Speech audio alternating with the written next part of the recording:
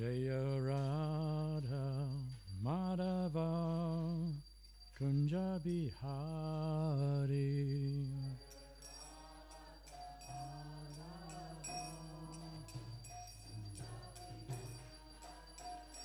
Jaya Radha Madhava Kunja Bihari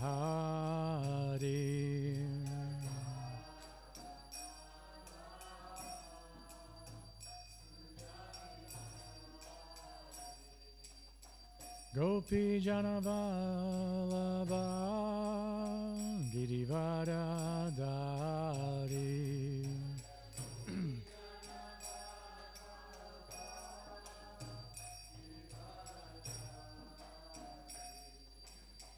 Gopi Janavalabha Girivardhari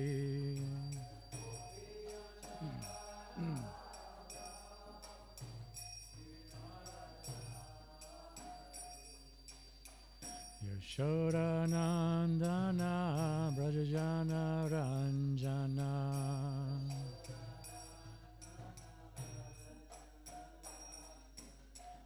Yashoda Nandana Brajajana Ranjana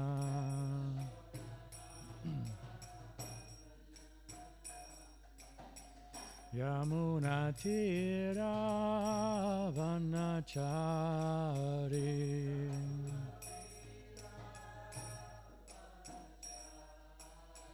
Yamuna Tira Vanachari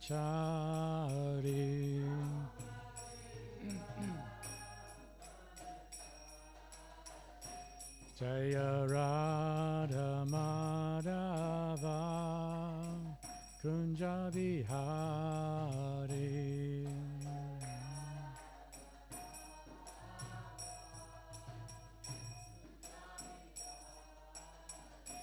Jaya Radha Madhava Kunja Bihari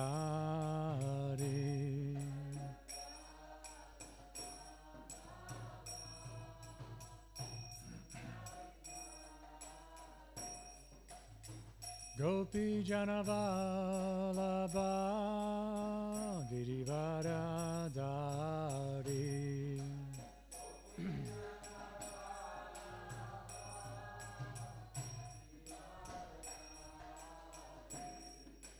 Gopi Janavalabha Girivardhari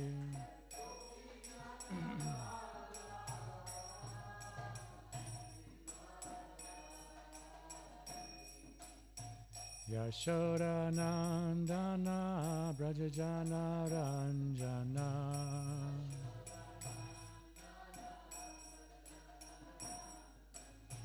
Yashoda Nandana Brajajana Ranjana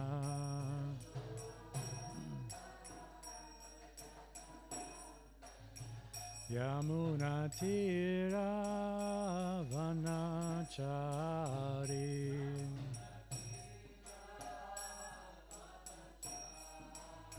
Yamuna Tira Vanachari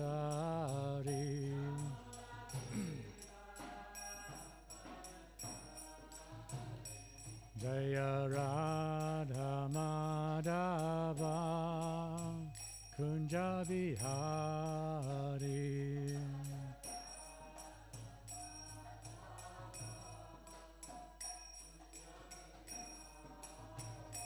Jaya Shri Krishna Chaitanya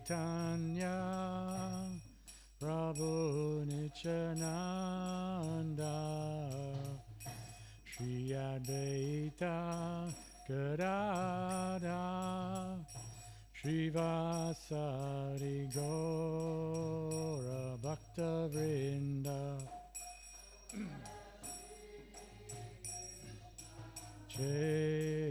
Chaitanya Prabhu Nityananda Shri Advaita Gadadhar Shiva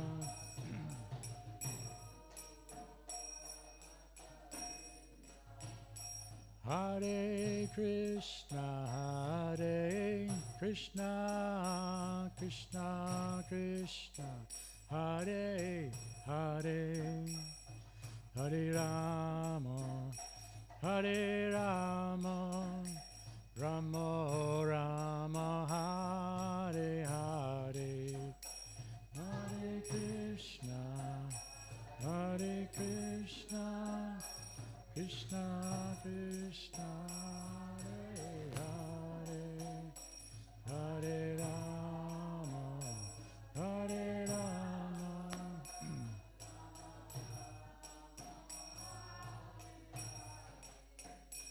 Hare Krishna, Hare Krishna, Krishna Krishna, Hare Hare, Hare Rama, Hare Rama, Rama Rama, Hare Hare, Hare Krishna, Krishna Krishna, Hare Hare, Hare Rama, Hare Rama.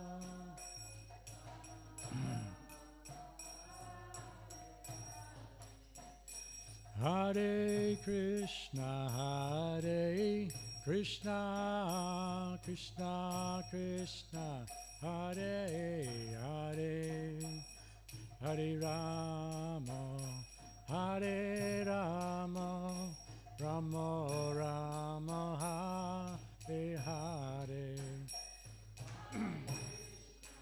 Hare Krishna, Krishna Krishna, Hare Hare, Hare Rama, Hare Rama, Rama.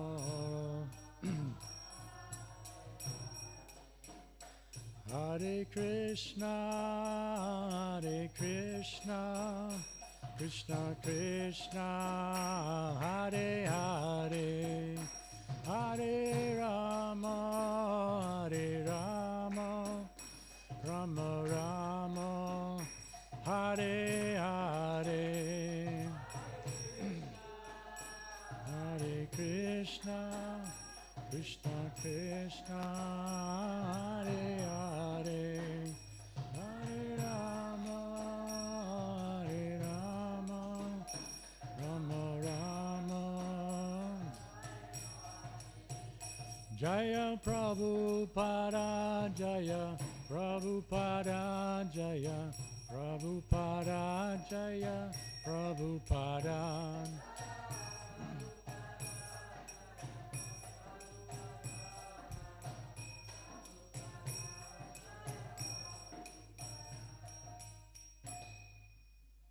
Jayam Vishnupad, Paramahansa Parivajakacharya, Chatara Soto, His Divine Grace, A.C. Bhakti Vedanta Swami, Srila Prabhupada Ki, Grantaraj Srimad Bhagavatam Ki, Nitai Gaur Premanandi. Oh, glories to the assembled devotees. Oh, glories to the assembled devotees. Oh, glories to the assembled devotees. Oh, glories to Sri Guru and Gauranga.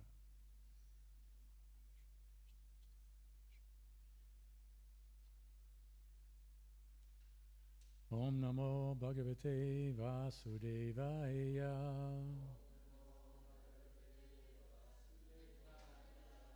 Om Namo Bhagavate Vasudevaya. Om Namo Bhagavate Vasudevaya.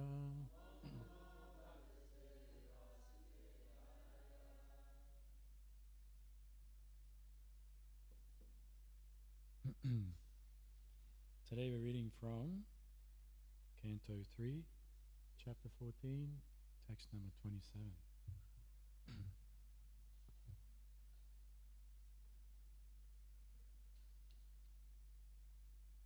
Yasya navidyat charitam manisino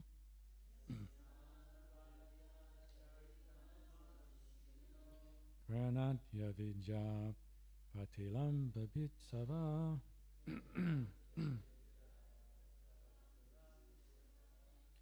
Nirasta samyatisayopiyatsavam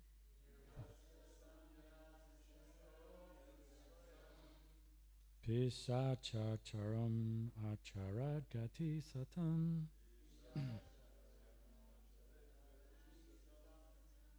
Yasyana vidya charitam manisanam Granatya vidya patilam babitsava Nirasta samya tistayopiyatsavam Pishachacharam acharadgati satam. Someone try? Yasyasayamacharam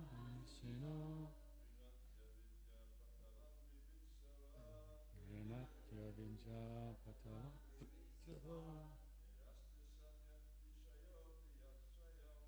Nasta samyat tatsanopiyat sivam Nischachacharam acharangati satam.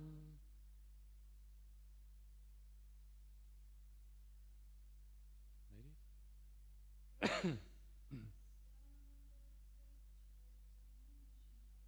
Yasyana vidya jaritam manisena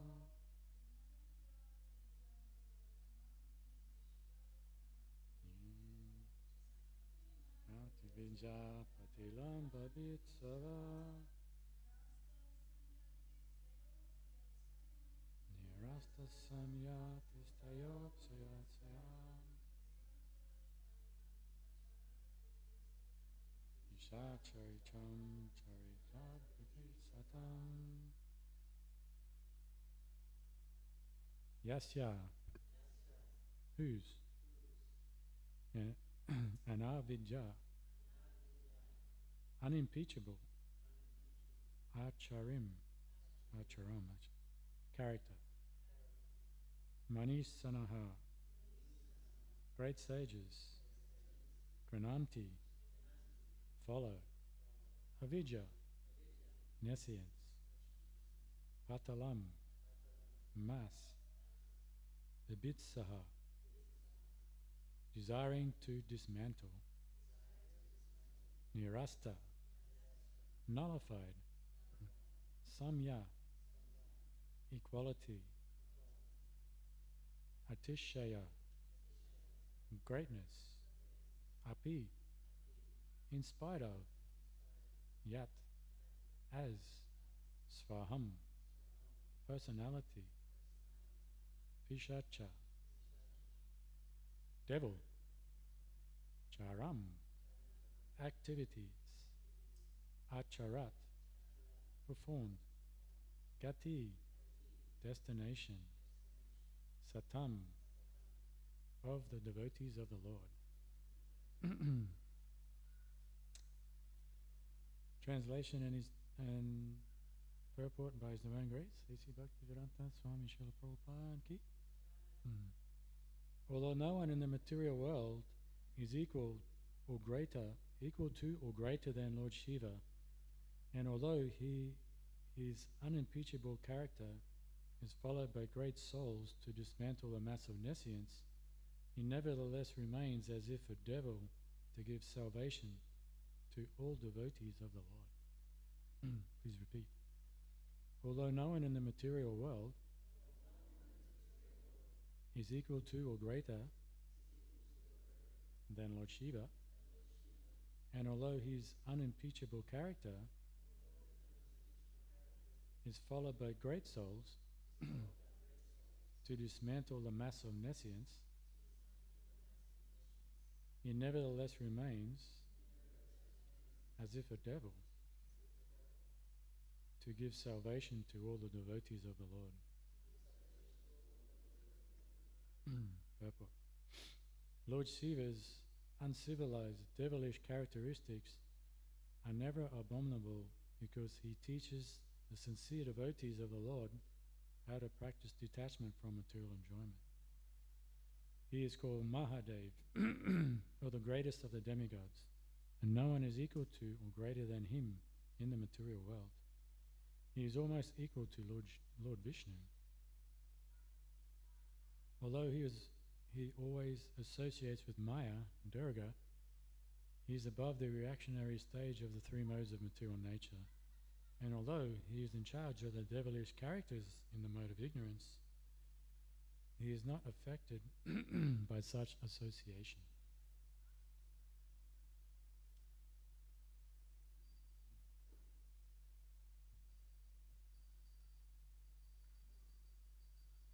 Morning, everyone. So Lord Shiva is a very interesting character. In the scriptures we hear a lot of the activities of Lord Shiva. And here we're hearing some of his glories and some of the misunderstandings that we have. When we see the externals of someone, I think for me the point of this verse is how we can sometimes judge people by the externals. Although Lord Shiva is the greatest of devotees, sometimes his appearance wouldn't show that. You know, he's not shaved up, he's not clean, he's not wearing clean cloth. He's wearing all kinds of interesting paraphernalia. So at a glance, you can look at Lord Shiva, if we were actually able to get that darshan, and we could say, this he's quite a scary looking character. He's got big dreadlocks, he's got snakes wrapped around his arms, he's covered in ashes, he's wearing a tiger skin, and he's got this big trident, and he has these markings on his forehead. So initially, if you didn't know anything of Lord Shiva, if you come across his personality, probably want to run the other way.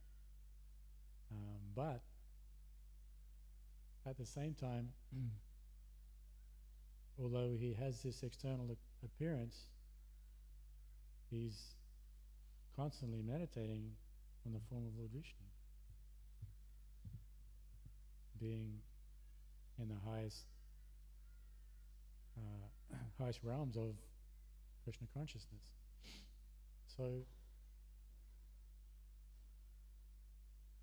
in our day-to-day lives, how often do we do something like this to everyone that we come across in our day-to-day lives? How often do we judge people? How often do we come to a wrong conclusion about someone? It's very easy to do, and it is something that we find ourselves doing. There is an element where we need to be able to discern the character of someone, and that's okay. Judging and discerning is not the same thing. When we make a judgment, we're kind of making a statement about that person. This person is like this, blah, blah, blah. Whereas a discernment is you see the conditioning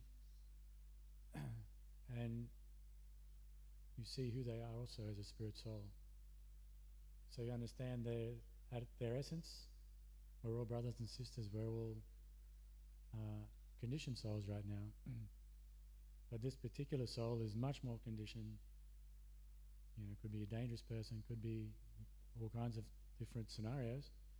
But whatever the situation is, that discernment will determine how we interact with that person in whatever the situation is. So I was talking with the volunteers last night about this point where in the New Age circle there's this concept where we give unconditional love to anyone and everyone. And that's great. It's a nice concept. But generally how it ends up is that we become drained and sort of weakened in our person and our being through giving and giving and giving, and people taking and taking and taking, but there's no reciprocation. So being able to discern means you know how to act, how to deal with people according to where they are. So if someone is open and ready to receive unconditional love, we can give unconditional love. But if someone's quite covered, if someone's more so in the mode of ignorance, then we have to give them unconditional love, but in a way that's beneficial for them, which is different. This is what personalism is that we have to treat everybody as a person, and we have to, with this discerning ability, know what is needed for every person. Well, of course, not every person, but according to what state of consciousness that person is in, then we have to act or be able to help that person raise their consciousness or whatever it may be. So that's a lesson I get from this verse, is that we can't judge someone just by their externals. And Lord Shiva, the whole pastime with Sati and Daksha was based on this principle that Daksha was a little puffed up, a little proud of his position, and his daughter, very beautiful, very qualified, but she got married to this guy, Shiva, who's he's the kind of guy you don't necessarily want to take home to meet the in-laws. But he wasn't necessarily, he was aware to some degree of the glories of Lord Shiva, but not to the full extent. So after the whole thing went down, where it ended with Sati leaving her body because of being disgusted by her father's actions, and then Lord Shiva's followers destroying the whole sacrifice, Daksha Daksha loses his head, he gets the head of a goat. But after that, he comes to his senses, and he actually is able to see the qualities of Lord Shiva and see beyond the externals. So this is again something that's hard to do if we don't have something to measure off. So the scriptures give us the characteristics and the behavior, like Krishna asked Arjuna asked Krishna, in chapter 2, he says, how does someone who's self-realized, how do they walk, how do they talk, how do they do things? So Krishna explains all the different characteristics of someone who's in their transcendental position. So by understanding by understanding the nature and the character of someone in those levels of consciousness, we don't make mistakes. We can see,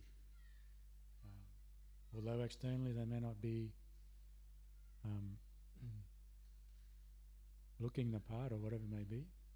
And I think for ISKCON, we have a concept that if we get all the externals right, then the internal stuff doesn't matter so much. Whereas it should be the other way around. Krishna consciousness is an internal process. The externals are there to assist our internal growth. So if we are just focused on the externals, we won't grow internally. So the externals of our culture are there to assist our internal development. And sometimes we can get caught up on the the details and not have the principles at heart. And something that, we're slowly understanding more and more within our society, and people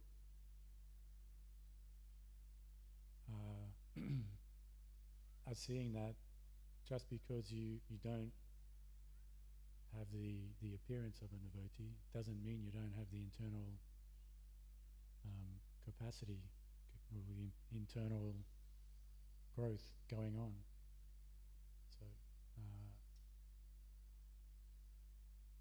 yeah, I think it's an important point that has been missed for many years, but is becoming more and more accepted, that within our society, our internal development is much more important than the details, the secondary things that they also can assist in our internal growth, but you can, if we're just using them to make us look like we're a devotee, then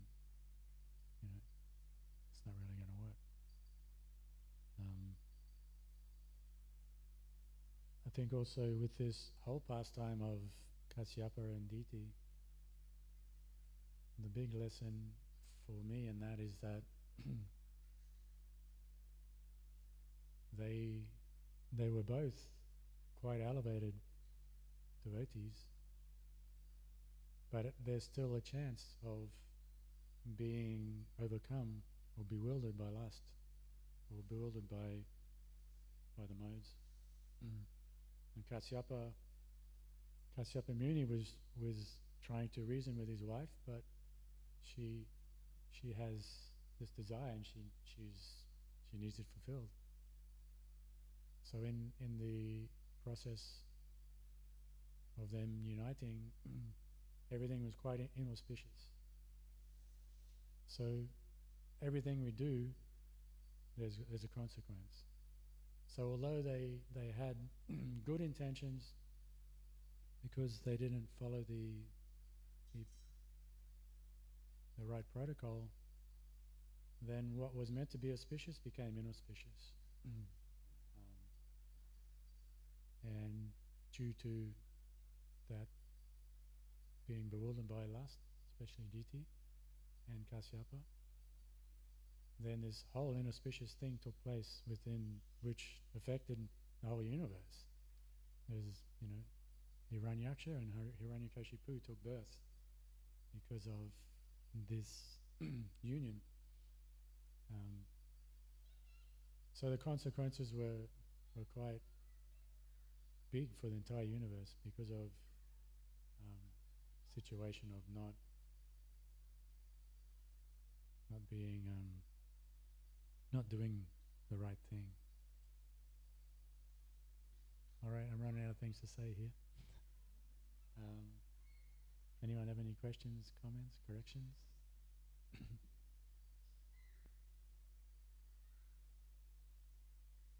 me just get a mic.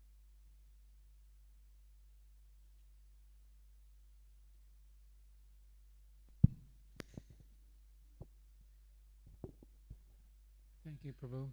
So, the last statement you made that because of the inauspicious decision to perform an inauspicious act, then this consequence came. Hiranyaksha and Hiranyakashipu appeared. So can that also be that if we can have Hiranyaksha and Hiranyakashipu's qualities appear within our heart if we make these types of transgressions? Yeah. We're going to get that. Yeah. Personally, is that a possibility? Yeah, definitely. Yeah. The choices we make, they all have consequences. And if we if we give in to our lust all the time, then slowly over time, the consciousness, we develop a different state of consciousness through the lack of control of the senses. So yeah, definitely we hopefully not to the extent of Hiranyakashipu, but we can definitely develop those qualities.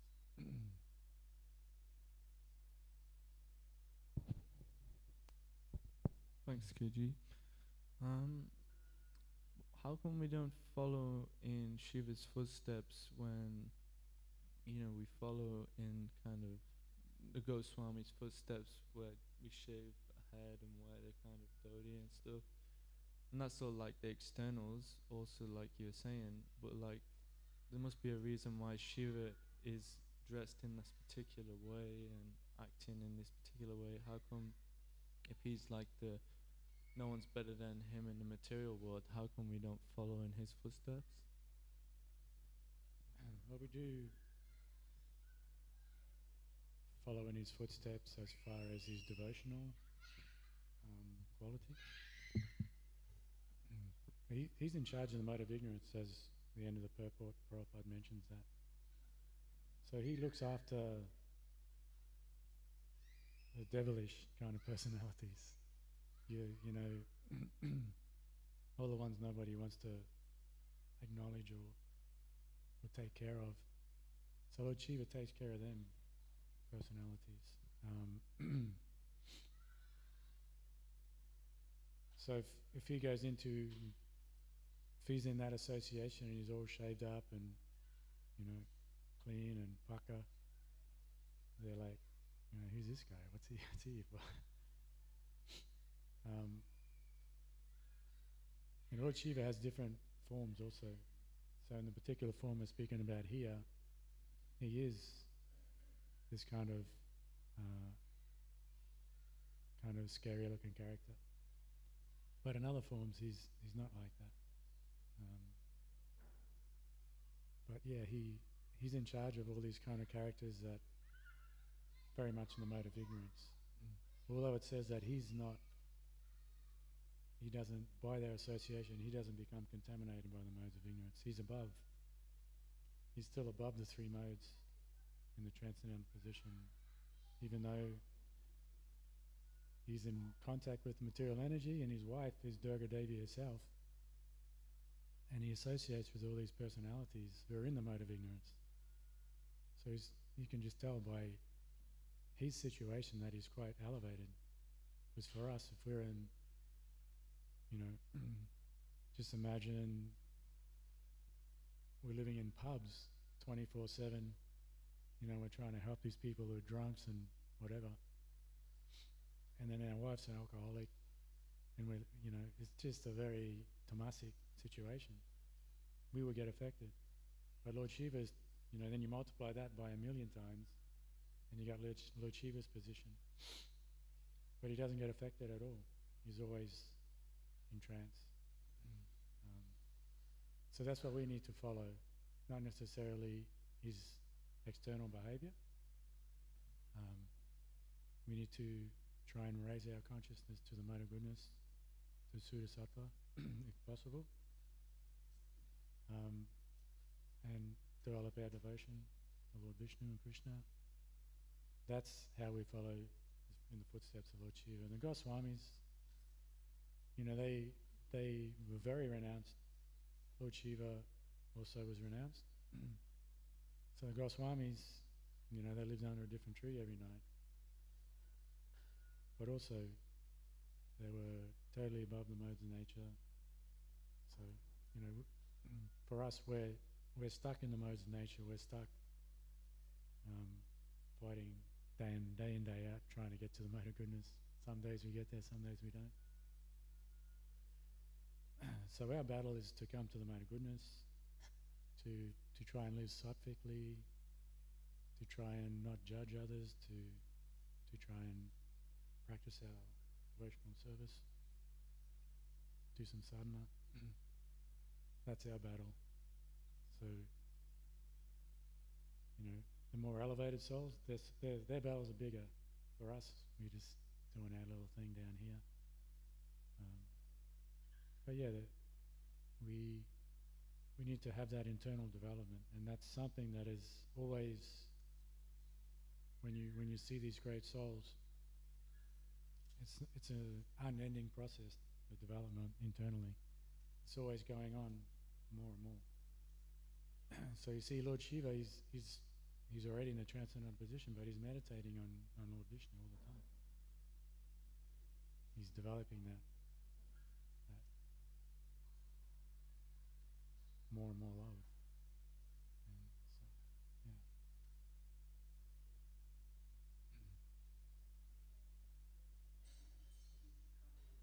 Yeah.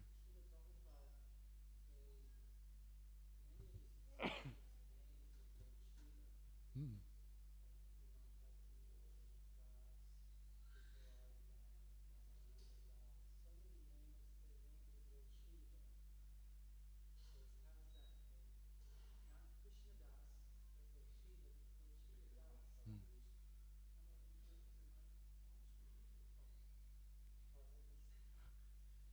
He was, Prabhu was just saying that Prabhupada gave many of his disciples names of Lord Shiva.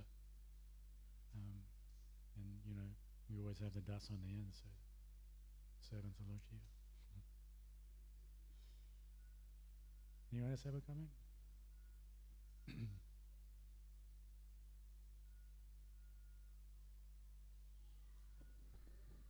the battery flat? Yeah, just following on from that question. There's a verse, I can't remember where it is, it's in the 10th canto, you probably know the verse, where it's explaining that you cannot understand the activities of a great soul. That, just because they may act in a particular way, then doesn't mean we follow that. Just like we see Nityananda Prabhu, he was often seen coming out of strange places. But it wasn't he was going there and indulging his senses, he was going there to liberate people. So in the same way, Lord Shiva, even though he dresses up like someone in the mode of ignorance, one thing is he's a renunciate, so he's not, like he has, it describes something in the previous verse, how he has so much potency, yet he lives under a tree. He has so much power, he could live like the richest person, but because he's renounced, he lives under a tree. But also he associates with people in the mode of ignorance to liberate them, to actually bring them to the point of devotional service. So we can't imitate that. Yeah. Yeah, I think we've all felt the effects of being too much in the association of people in the mode of ignorance, or places in the mode of ignorance. I go to, for many years I went to music festivals, and some of the festivals have this very heavy energy. And afterwards, although you're there, you're doing your service and you're trying to chant your rounds and, have some kirtan playing, just the influence of the mode of ignorance has an effect on your consciousness. So, and that's only for a few days. And these, like Lord Shiva is living constantly in these situations and he doesn't get affected. Guruji.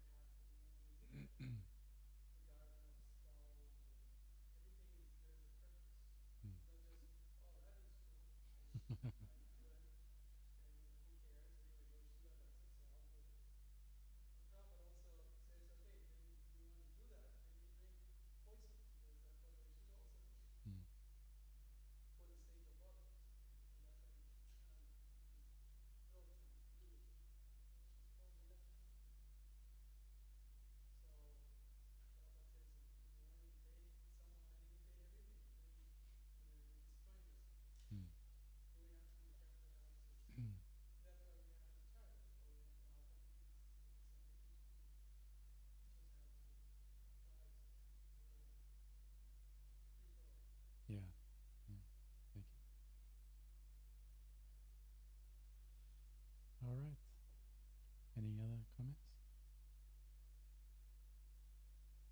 Is the mic working? No, it's not working. You want this one?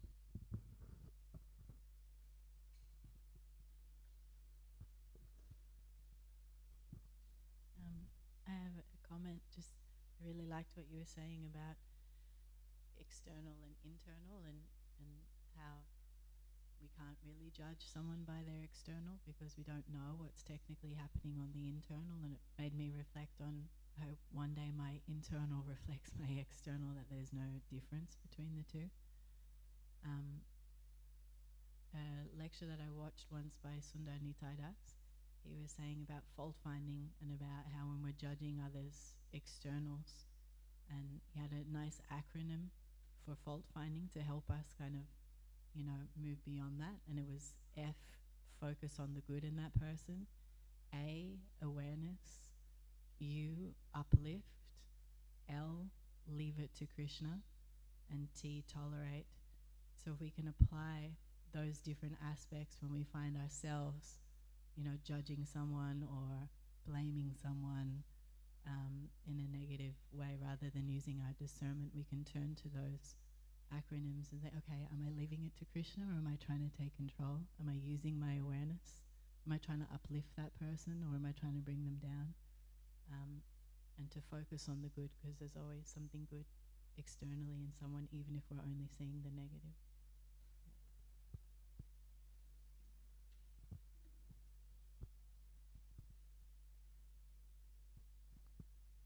Nice. Fault. It's a good acronym.